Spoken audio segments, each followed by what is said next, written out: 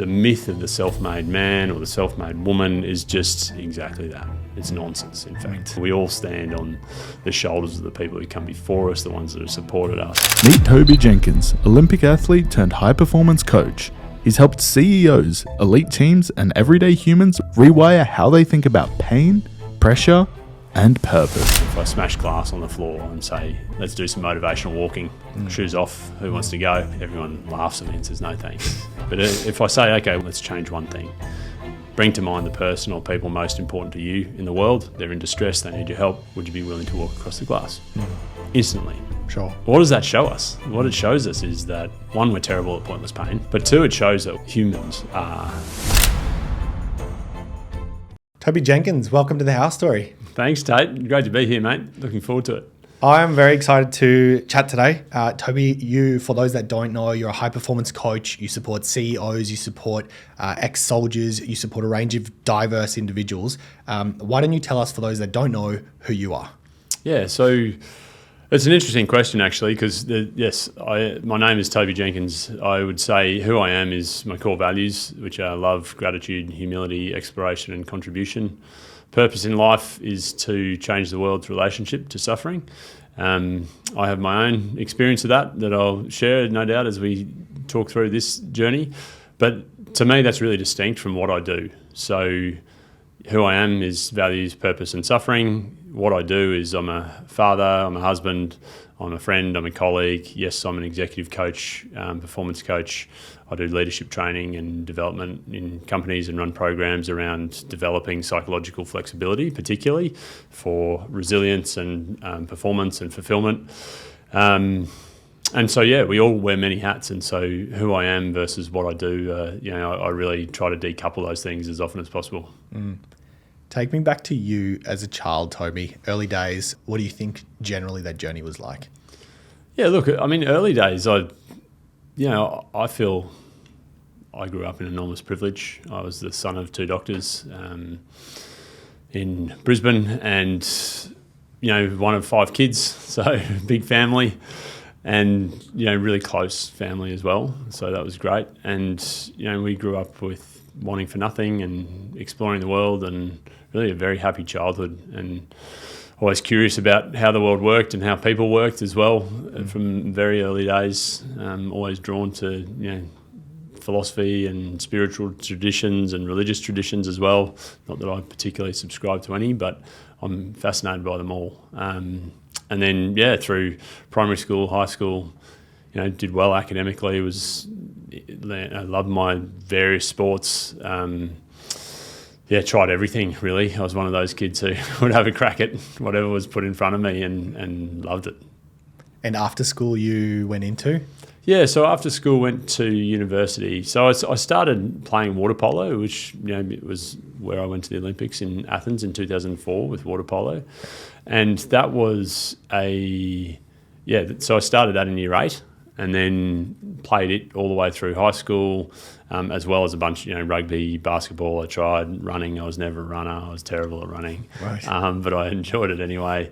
Tried anything I could, choir, music, drums, whatever. And then, so water polo really dialed up as a theme through my life from year 8 onwards. And I played in an Australian under-17 team in year 10 and then played Australian schoolboys in year 11.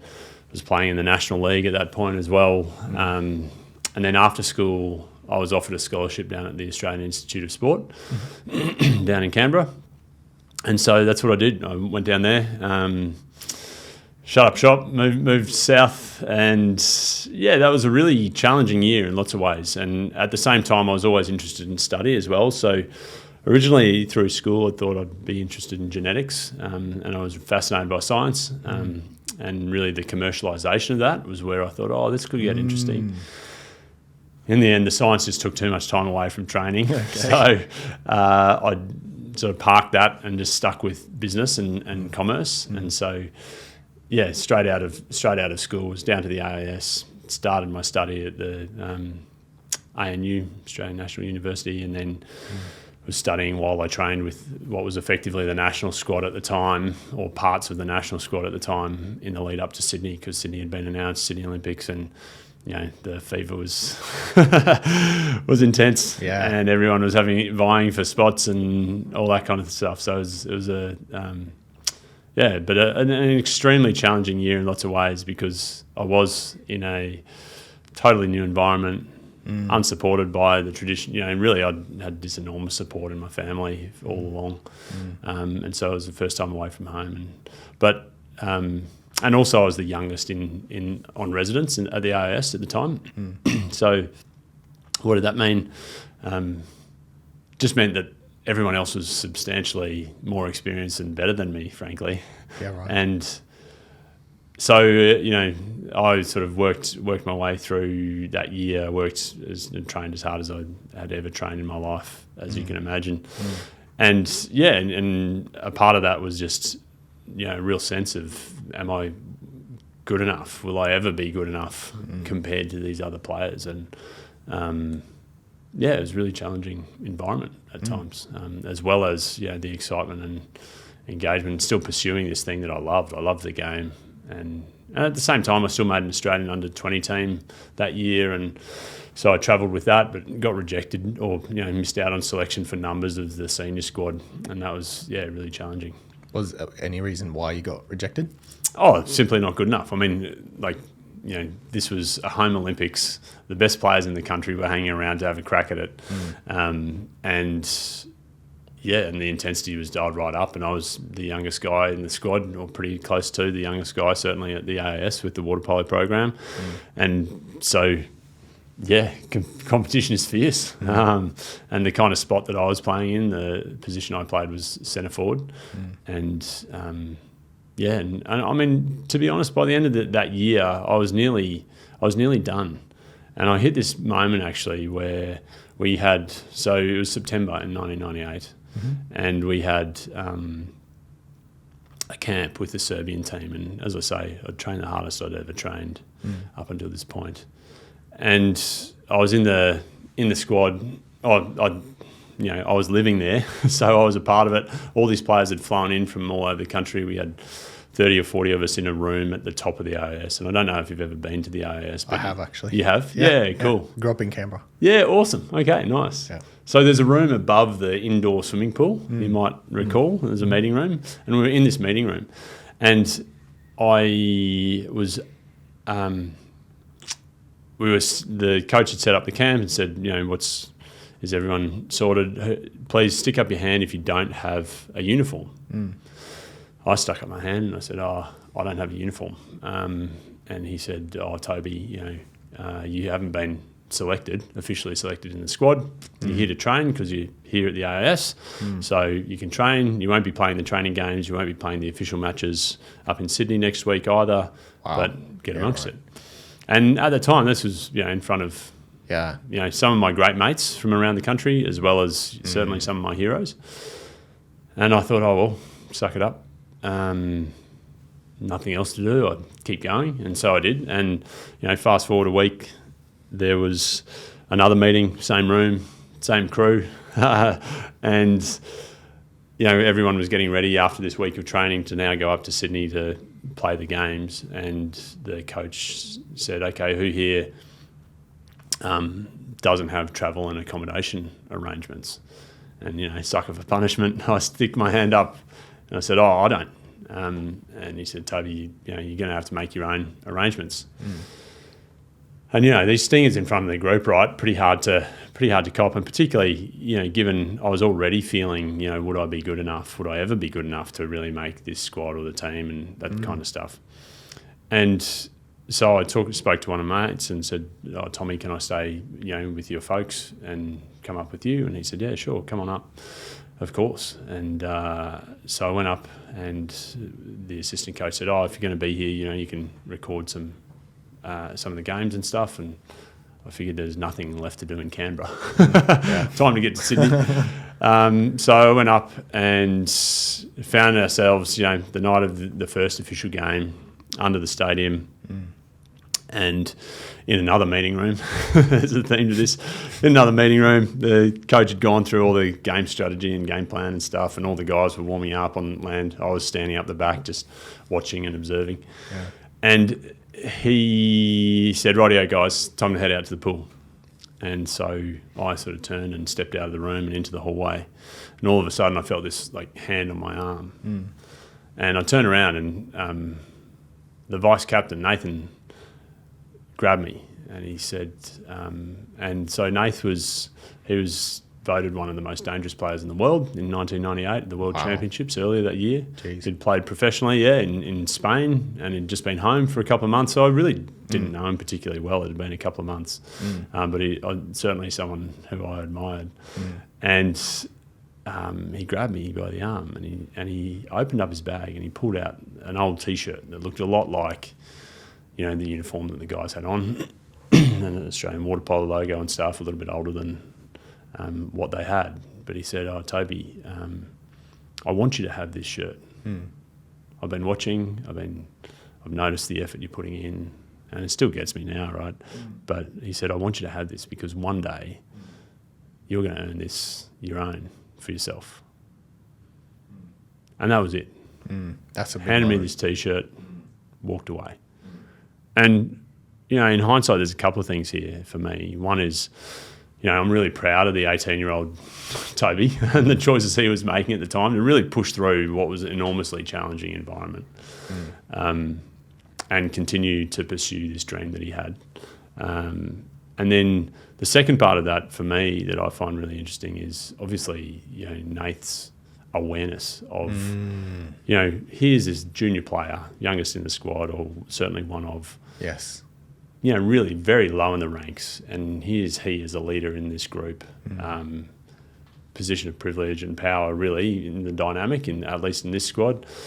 Did he have to pay attention to me? No, he didn't. And here was I, wondering whether I would ever be good enough. And then, this guy has handed me a T-shirt, taken a minute of his time in an old T-shirt, really to inspire me, through that period. I missed out on the Sydney squad, but all the way through into Athens, and Nath actually ended up being our captain in Athens, and beyond. Frankly, I mean, he and I have spoken about this on numerous occasions, and one of the fascinating things about it is it's really a debt that can never be repaid, and so the only opportunity then is to pay it forward, right? And so, I guess you could call that a leadership lesson, or maybe it's just the recognition that these tiny acts of kindness can have an enormous impact on someone's life, right? And I mean, literally a game-changing moment for me. And then the other part of that, and the third part of that I find from that story is that no one walks alone, right? No one does this stuff alone. It's just the myth of the self-made man or the self-made woman is just exactly that. It's nonsense, in fact. We all stand on the shoulders of the people who come before us, the ones that have supported us. And so just to recognise and pause for a moment and just to recognise that, we all go through these challenging times, and I'm sure you've experienced, Tate, in business and life. But we all need help at some point or another, and that ability for us all just to pause and look around and see these opportunities to help those less fortunate than us or in positions that are not as privileged or who are struggling, that is a gift that can be paid many, many times over. That's a very interesting story. Do you think that that's what kicked off your interest in psychology and human optimization and mindset? Not really, mate. I've been fascinated by it long before then. I remember reading books about this stuff in high school, or like primary school even, probably. I was just interested in how humans operated and kind of the human condition.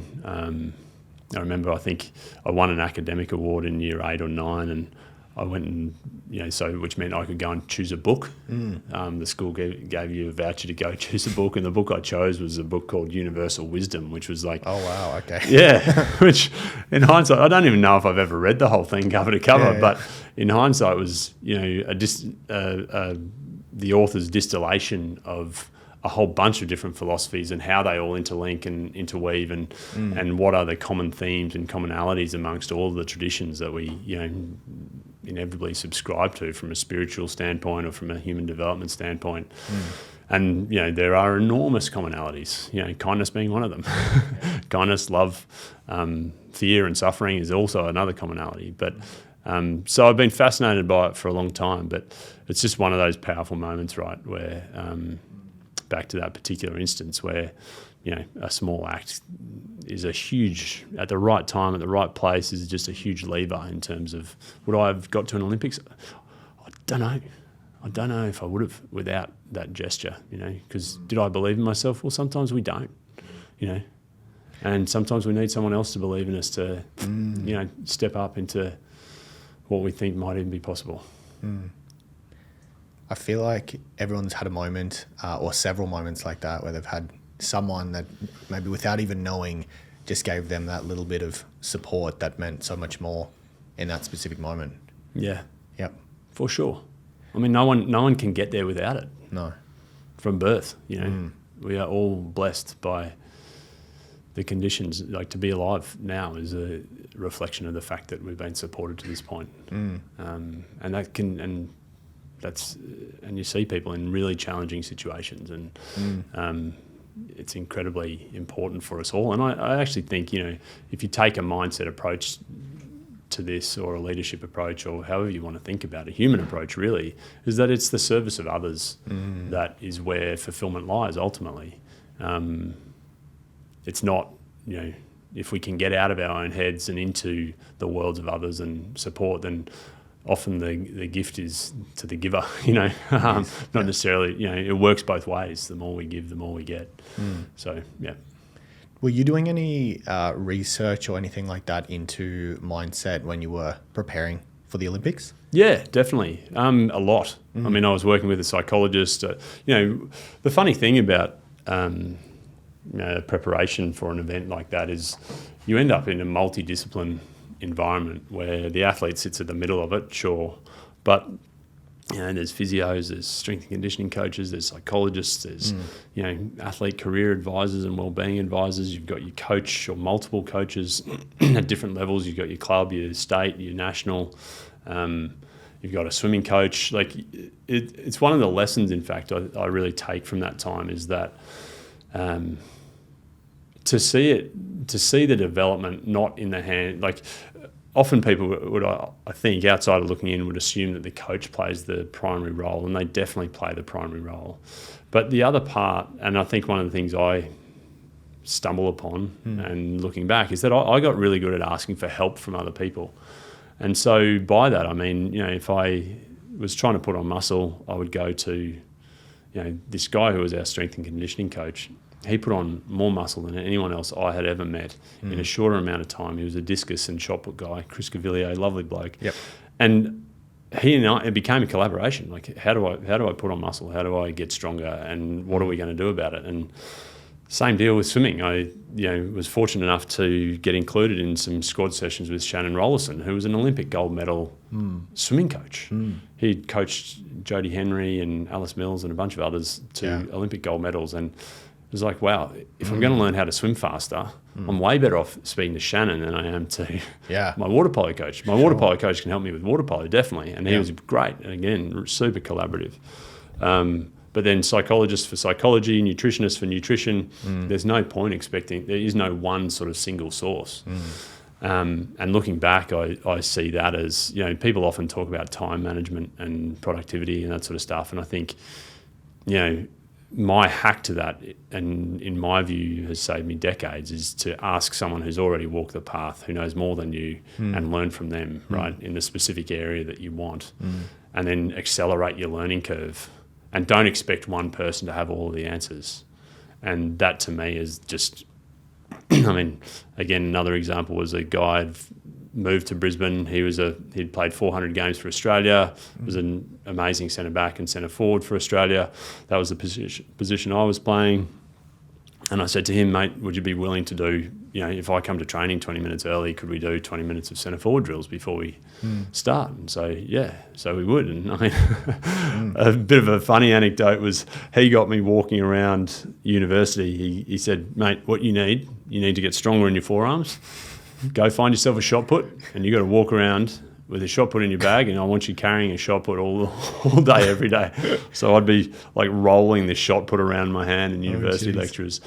And so you get to these finer and finer details of performance and the nuance of it. So I was always interested in how good could I be in that environment, for sure. And where does that mindset to compete at that level come from? It's a good question. I've asked myself that many times, because I look back at that time and think, man, I mean, the punishment really that you put yourself through is intense, and yet completely willingly. It's a really interesting dynamic. And when I think about the mindset stuff that I talk and coach to these days, a lot of that is about dialing up what are you willing to suffer for, really. So, and if I look back, what was I trying to solve? It might be to sort of prove that I was enough. Like, fundamentally, was I good enough? Was I enough? Because I was trying to solve for that. And what's interesting even is that, I'd worked 11 years really since I first started playing water polo to playing in Athens, and incredibly hard and through some amazing challenging environments and all that kind of stuff. And, I'm one of the lucky ones who got to see my dream succeed, because there were plenty of others who worked just as hard who didn't. And, give or take a year or two in timing, and I might not have as well, and so, so I think in that setting, it's hard. It's hard to know why do you actually do that. But I think fundamentally, I was trying to prove to myself that I would be enough. And I mean, one of the interesting things in hindsight is I got about 2 weeks of contentment on the back of the Olympics. I came home and I was like, oh, did it. You're beauty. And that was it. I dismissed it, moved on to the next thing, started my digital marketing company like you and I were speaking about earlier, and just got on to the next thing. And it wasn't really, to be honest, until probably a couple of years ago that I started writing and talking about the Olympics again. I didn't include it. I would acknowledge that I was an Olympian and all that sort of stuff, but I really dismissed that part of the decade of work that went into that. And then I started to reflect on that and sort of try to draw some lessons from it all. And then it was actually in Paris. So a year and a half out from Paris, 2 years out from Paris, I started working with the Australian men's team, and they've got a wonderful coach and a great mate of mine, Tim Hamill, and he's done some amazing things in terms of changing the culture there. And he got me in to talk about some culture and performance mindset and all that sort of stuff with the boys, and felt super connected back to that group, which was awesome. And then but they were the least experienced team Australia has ever sent to an Olympic Games. Wow. And 11 debutants in the team. And yet they managed to get the best ever Australian pool result. They ended up losing in the quarterfinal in a penalty shootout, so by 1 goal, like right down to the wire against the Americans. But it was quite interesting because on the opening the morning of the opening ceremony, that was Paris night time, Australian morning. I sat down with my girls, so I have 3 daughters, and sat down with my girls, and we were watching the opening ceremony. And I think in part I'd been talking about it and re-engaged and re-involved. My daughters are now at the age where they kind of understand what the Olympics, for the first time really, Paris, they sort of got what the Olympics were all about.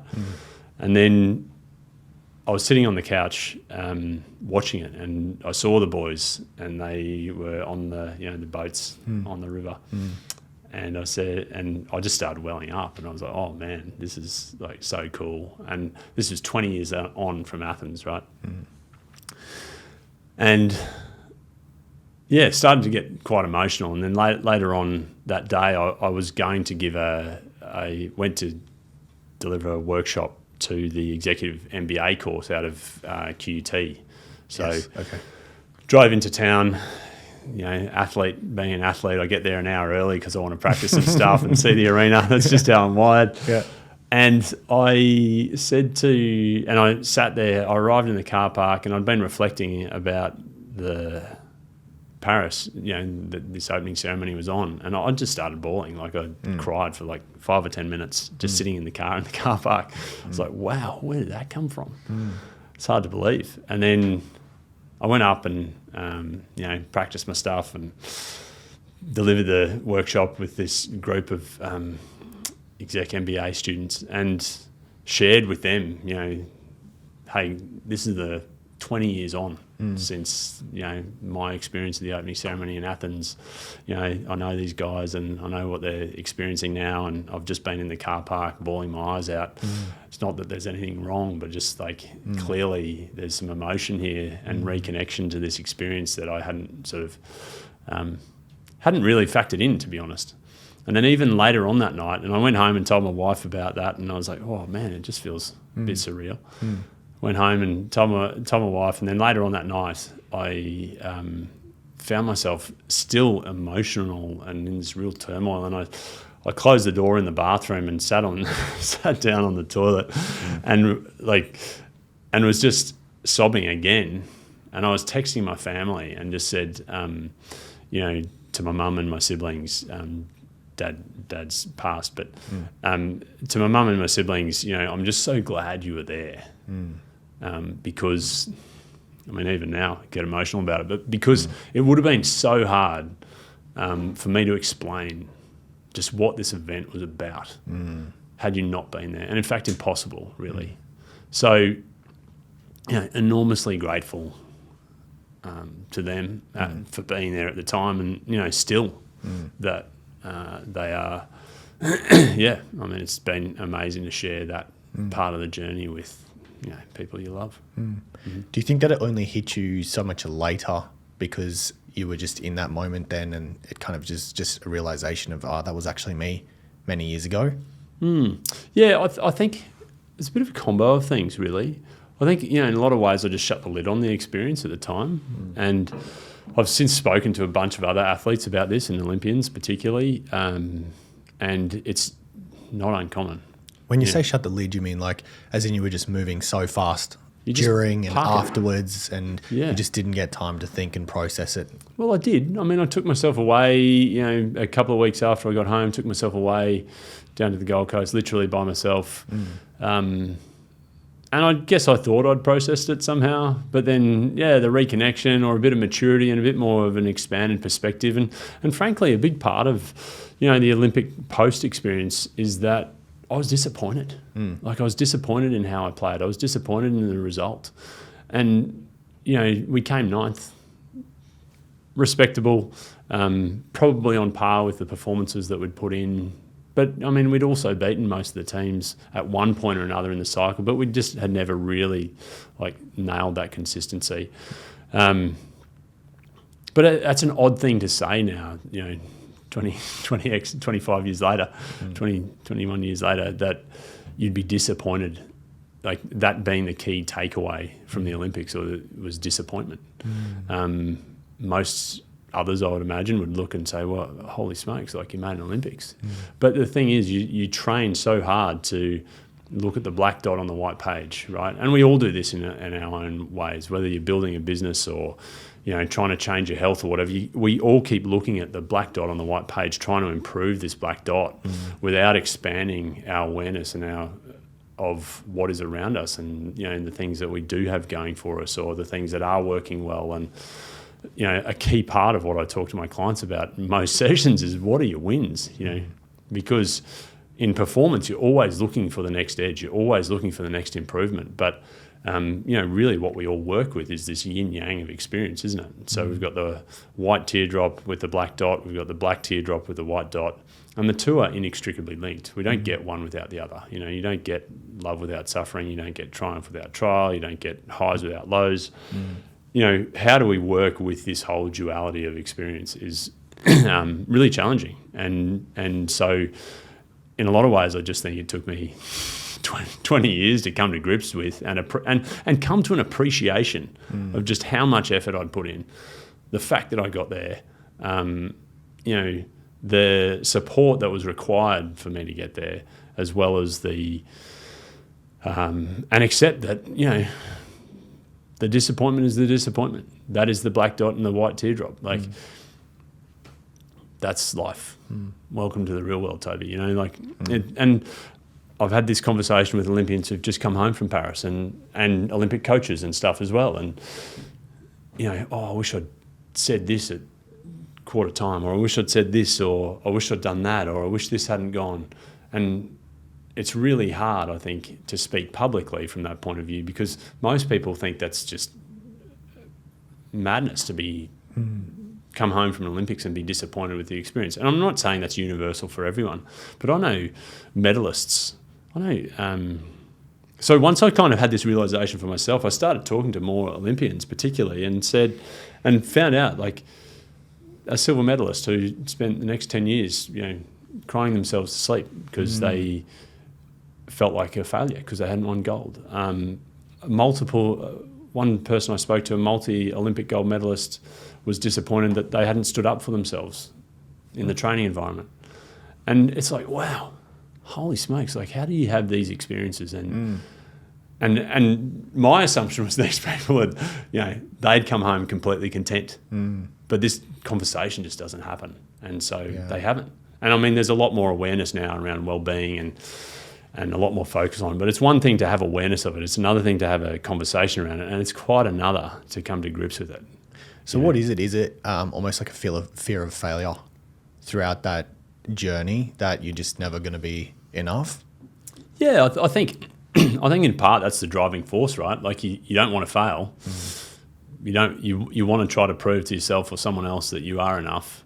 And so you get after it and you put yourself through incredible challenge and learn a lot. I mean, it's a hell of an environment to accelerate your learning about yourself and because you just have, you know, the feedback loop is so tight. You're getting real-time feedback. And this is something that doesn't really happen in a lot of other avenues of life, I think, where it's not often in business or work or, you know, relationships. Parenting is probably one where you get immediate feedback.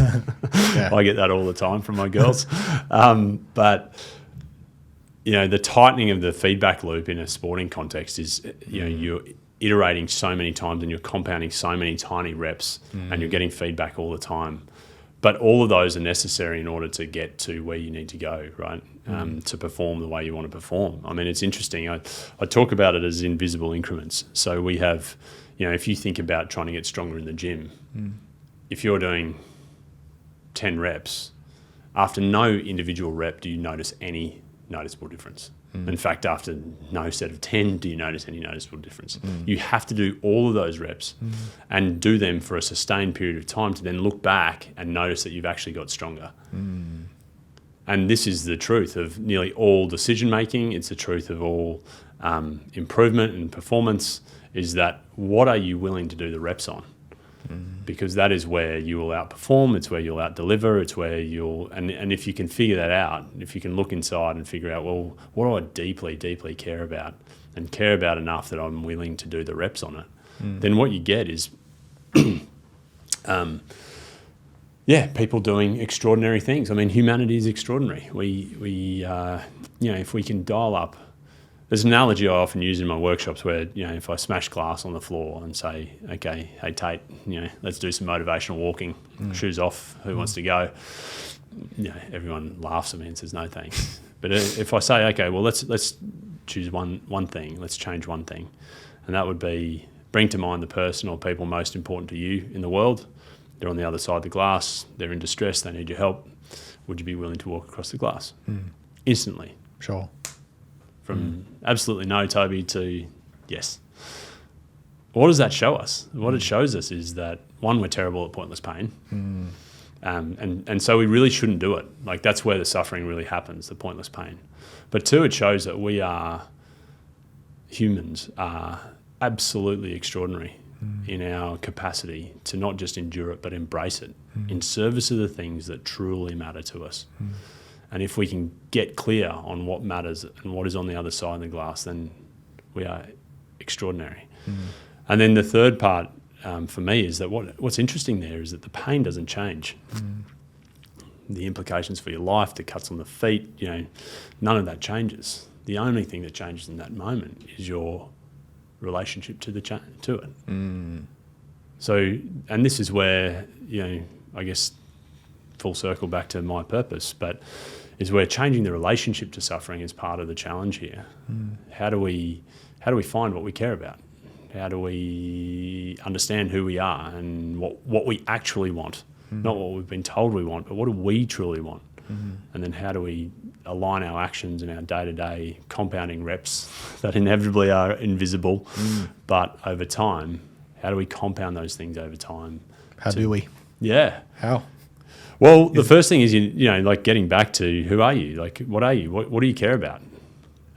What are your values? And spending some time. And these things they're not questions that any single exercise will uncover for you, right? They're things you need to spend time. That is a process in itself, uncovering values. But I mean, you can have a good guess at it. Like if I say, hey, Tate, what are your values? Write them down in 30 seconds. You'll be 80% of the way there. The problem is people are waiting for the perfect answer to get to 100%, and you almost never get there. And so if you bring to mind those values in the first 30 seconds, and then you start to iterate and try to use those as conscious decision-making tools and the choices that you make, and then what you get is, over time you refine those. Some words are, I started off with a value of curiosity. It's now exploration, because I think it's curiosity plus the willingness to take action, and that for me is exploration. And then, there's a hierarchy in mine. Like I say love first, because I think that is, that's at the heart of it for everything for me. So yeah, there's lots of different ways that you can explore it, but ultimately sooner or later, and I think, what inevitably happens in life is that we get served up challenging situations that will force us to look at these things if we don't take the time to look ourselves. In your work with high performers, Toby, are there common things that you wish you could tell your clients that you potentially don't get the opportunity to tell them? Good question. Things that you might just want to scream at them, but you you can't? Not really. I mean, this is the interesting part of coaching. One is it's really questioning, right? So then people can come to their own conclusions. So a big part of coaching is me sitting with the discomfort of the fact that I don't have all the answers. And we knowingly step into this in a shared space in a coaching relationship that I don't have the answers. And in fact, but I'll help you go looking for them. But my job is really to help refine the questions that you are asking yourself, to understand who you are, what actions matter, what is the context here, how do you understand that context, what decision are you going to make here, why are you going to make that decision, and then what outcomes are you looking for, and then what does the practice of that look like, what do the reps look like, what are the actions, and then how do we refine that in a really specific manner. I mean, one thing is... one thing that I talk a lot about with my clients is reducing, lowering the bar. So particularly in the beginning stages of change, what you want to do is lower the bar so low that you can't fail.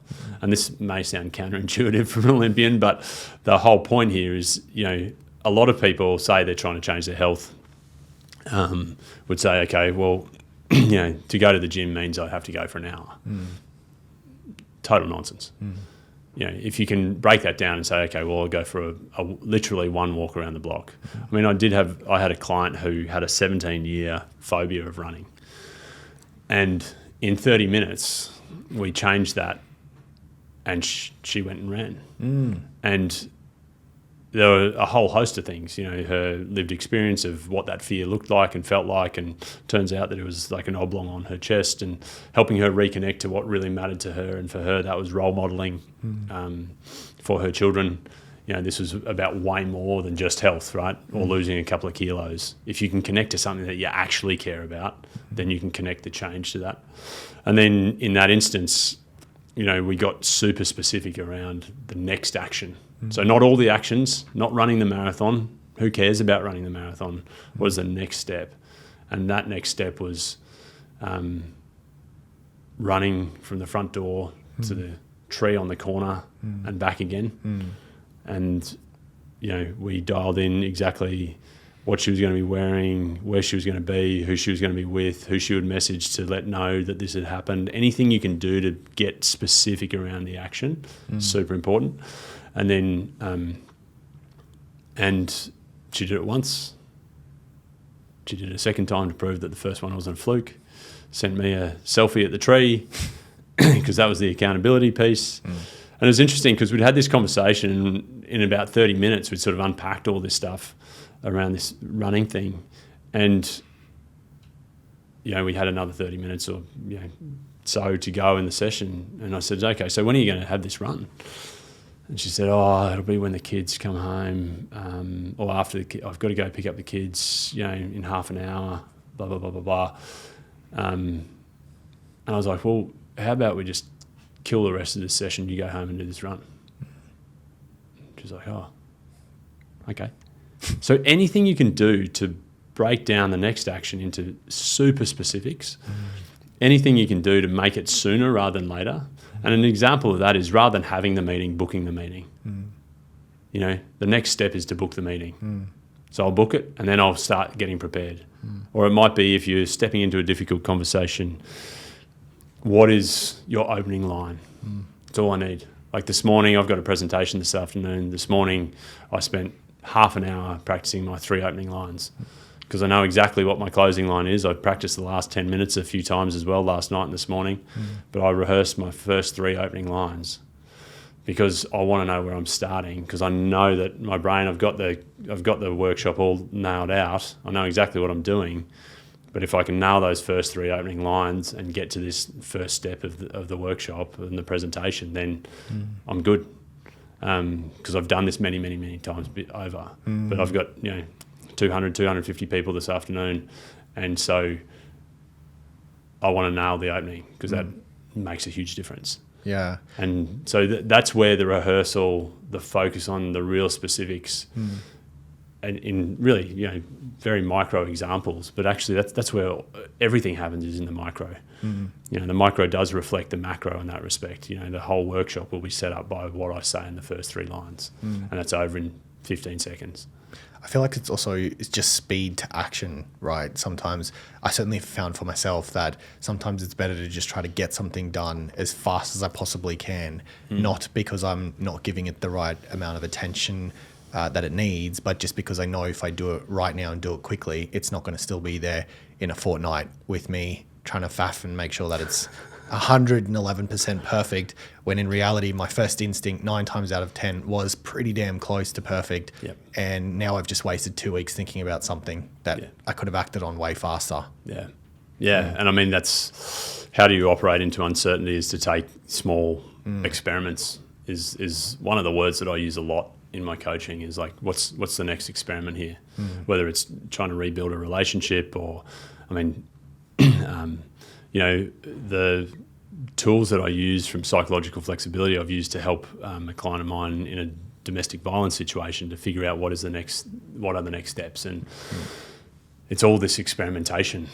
How do I, what is the smallest next step as opposed to trying to get lost in, a perfect vision in an uncertain world. And I mean, we all know how uncertain the world is right now, don't we? So what can we do?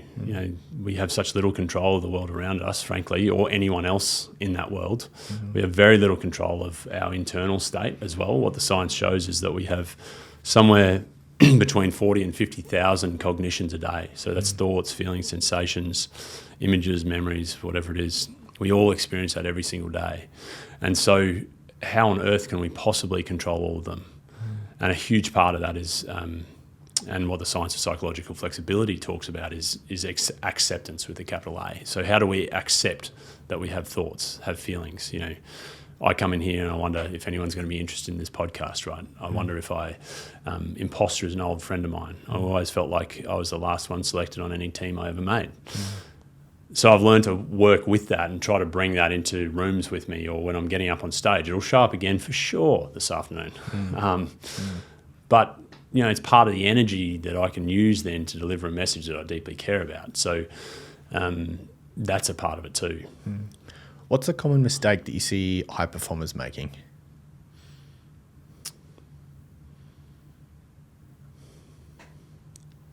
I think it's probably that, back to the example of the kind of binary thinking of black and white, the 1 hour in the gym, otherwise there is no gym.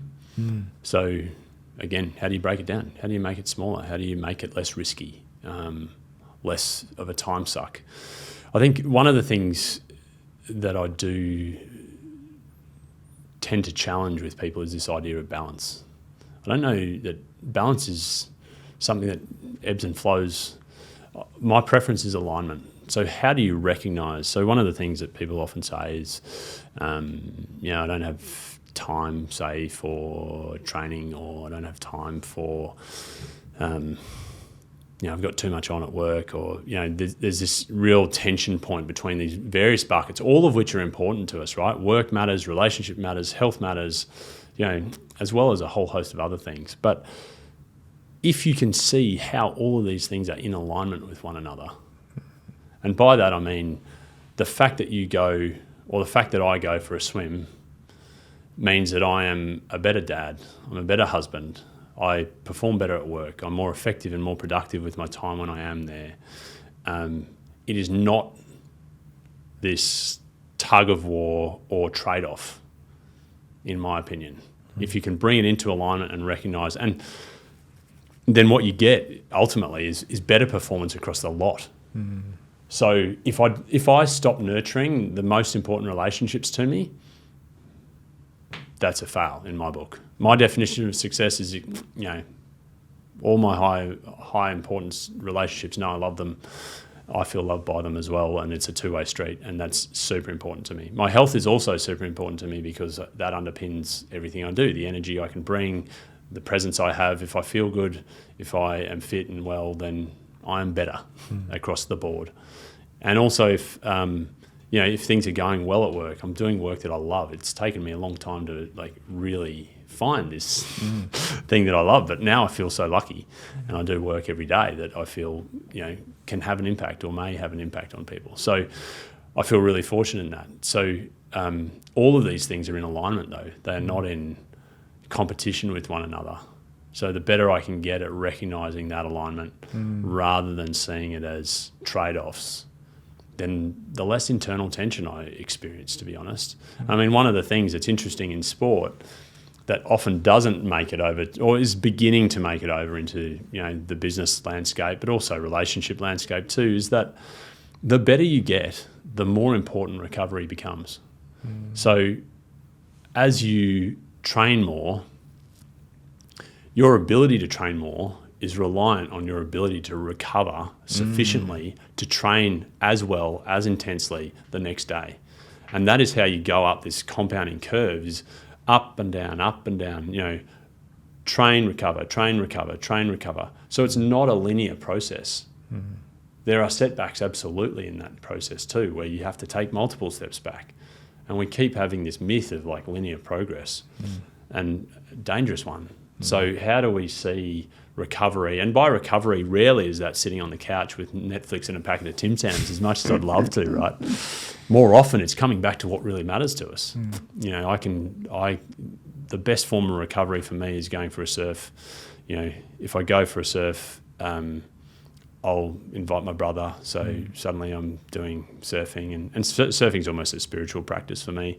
With my brother, that becomes a family interaction. If I invite mates, then all of a sudden it's social. Inevitably, we talk about work and parenting, and we bring all of these things together. So this same 3-hour block with just a little bit of intentional design, and this is something that I work with clients on all the time, means it's orders of magnitude more valuable to me than either just going for a surf by myself or just catching up with a mate for a coffee, or where time is, we all have the same amount of time, but where time feels like a limited resource, how do you dial up what you are already doing so then you can nurture these various areas? And so, so how do we do that, and how do we make these conscious choices around what truly matters ultimately? Yeah, I feel like I learned that the hard way. I worked just 1 year absolutely straight and got to the end of it and almost collapsed. Yes. And so this year I'm trying to be more intentional about just trying to recover Yep. a little bit more regularly rather than trying to sprint to December and then hoping I can, still walk. Look, I made the same mistake last year as well, even knowing everything I know. We'd had a big holiday at the start of last year, 2024. We'd taken the girls over to Switzerland for 3 months and had a family adventure, which was amazing. But then we really didn't have another holiday until October. And in that time, I'd been overseas, and for 2 weeks I did London, Manchester, New York, Austin and San Fran. Jeez. Been working all the way through, and got to October and we're just like, my wife and I were like, oh man, we need to make sure there are some more regular breaks here. Yeah. Because we're baked. Yeah. And so it's something to keep in mind for sure. So how do you, and I think that's also the other thing is with recovery specifically is to recover before you need it. If you feel like you need to recover, It's too late. It's a bit like thirst, right? You shouldn't wait until you feel thirsty. So how do you recover? And that's where little practices like, breath work, which I do, meditation, cold baths I do once a week, not because I'm necessarily particularly sore or in need of recovery per se, but all of these things, just top up the tank a little bit.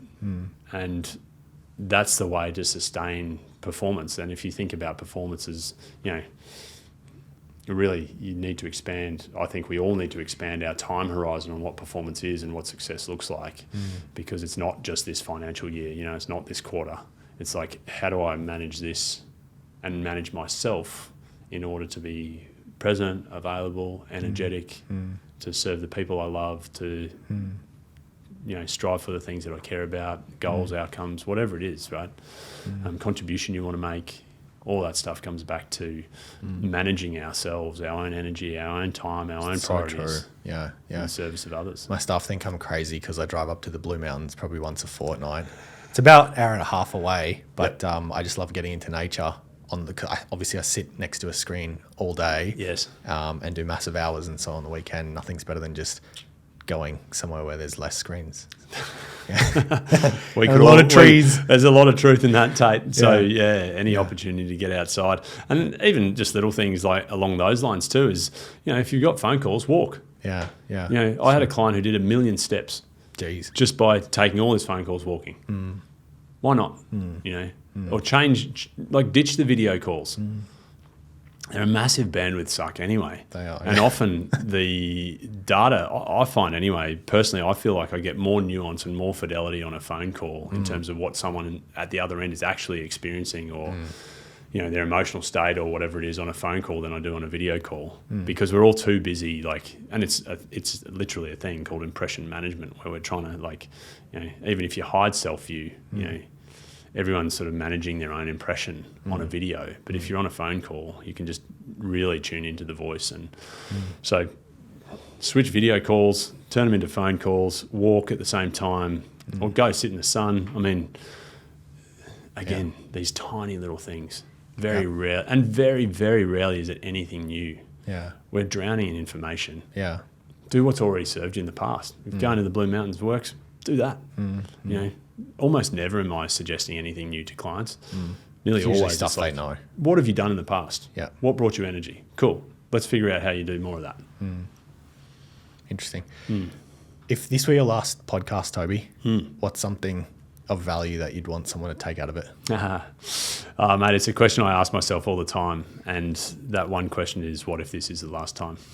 So perfect setup for me. Thanks, Tate. And really, I think about that a lot. I talk about it in all of the workshops I run. I talk about it with my clients. It's something I get my clients to calculate. In our opening session, all of my clients calculate their days left to live. Because it is the only, it's a non-renewable resource. We all have the same amount of it. Time is really precious. And so if you ask yourself, what if this is the last time? Then my challenge to you would be, how would you drink that coffee? How would you say goodnight to your kids? How would you kiss your partner goodbye? How would you, what would you be doing, and how would you be involved if you were going for a run or out, if this was the last trip you got to the Blue Mountains, right? How would that change your experience? If my immediate response when you said that was, I'd probably pack my bag and go on a holiday. how do I, which is obviously not sustainable. So, I mean, how do I take that same concept and play with it or maintain it or let it live within me on a daily? Because obviously I can't pack my bags and go on a permanent holiday, although that would be wonderful. How can it sit with me daily? Maybe you can give me a micro example. Yep. So micro example is, what if this is the last coffee? You don't have to go to the Blue Mountains to connect to the present, right? So the opportunity, and what we're all craving, I think, is a connection to the present. So how do we actually be in the now? And that question is a great path back. Because if this is the last podcast that I ever get to give, right, then what would I want people to remember? And I really think about that before I come into a podcast and or step on stage or whatever it is, or have a coaching session with a client. And I try to remember it, with my kids and my wife and mates as well. I mean, what if this is the last time I ever get to have a coffee or a combo with my mate? One day it definitely will be. And so what if this is it? There's no certainties. And that was really brought home for me when my old man died. He was 66, was diagnosed with a brain tumour. And 6 months later, from diagnosis to death. And, his folks had been 98 and 93 respectively. Yeah. Dad was a fit guy. He, was up to his 10th noosa try, didn't smoke, didn't drink much. And yet there it was. And I mean, for me, that was the real, that was actually my first introduction to psychological flexibility. It was around that time when I was really struggling because, and a big part of that struggle was, well, what if I am 2/3 of the way there? What am I doing it? Why am I doing it? How do I actually want to be? What do I truly care about? And so that for me was sort of that crucible period. My father-in-law was in hospital with leukemia at the same time. I'd had a shoulder operation from throwing a ball as hard as I could. My second daughter arrived, so I wasn't sleeping. She had silent reflux. And so these crucible moments in our lives force the direction from looking outside for answers to looking inside. Because if you can create, this internal framework for decision-making through values and purpose and mindfulness practices like what if this is the last time, or, then what you get to do is you get to carry it with you all the time. It's always with you. We can be present at any time. It's through our senses is the fastest way, whether it's breath pattern or like literally noticing the air conditioning on the palm of your hands, right? We can notice it now. So what if this is the last time? What do you want to say? What do you want to stand for? How do you want to be? So that would be, that kind of idea of that would be the question to leave people with is, what if this is the last time? Toby, thank you so much for coming on. Pleasure, Tate.